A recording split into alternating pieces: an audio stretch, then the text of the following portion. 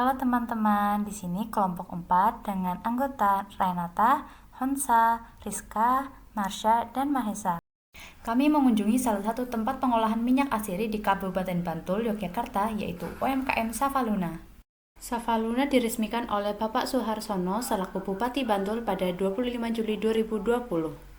Selain bergerak di bidang minyak asiri, Savaluna juga menyediakan kebun bibit tanaman penghasil minyak asiri seperti kayu putih, nilam, serai wangi, dan berbagai jenis lainnya.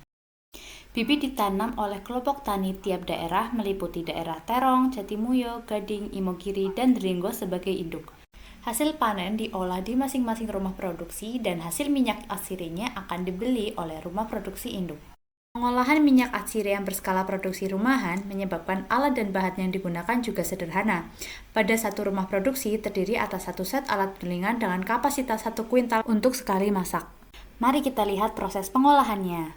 Pertama, masukkan air ke dalam retort sebanyak 1/4 volume retort. Keadaan api sudah menyala dan bahan bakar yang digunakan yaitu potongan batang tanaman kayu putih. Kemudian, masukkan serai wangi ke dalam retort dan diinjak-injak hingga padat. Dalam prosesnya, serai wangi yang didistilasi bisa dalam keadaan utuh ataupun dicacah terlebih dahulu. Selanjutnya, apabila sudah dirasa padat, pasangkan penutup retort yang memiliki sambungan ke kondensor lalu dikencangkan. Pengencangan tutup retort dilakukan secara menyelang dengan bantuan besi pengencang. Setelah itu, tambahkan bahan bakar untuk menjaga api pembakaran dan tunggu hingga air dan minyak mulai keluar dari kondensor. Proses pemasakan berlangsung selama 3 jam. Sehingga dalam satu hari dapat dilakukan 3-4 kali proses penyulingan. Uap hasil pemasakan disalurkan ke kondensor menggunakan saluran spiral berbahan stainless agar minyak yang dihasilkan berwarna natural. Hasil kondensasi disalurkan ke alat separator dan ditampung dalam jerigen kecil yang bagian bawahnya sudah dilubangi dan diletakkan di dalam jerigen yang lebih besar berisi air 2/3 dari jerigen kecil. Pisahkan air dan minyak menggunakan separator manual. Pemisahan dilakukan dengan prinsip perbedaan berat jenis kedua zat yang tertampung pada jerigen, yaitu biji air dan minyak.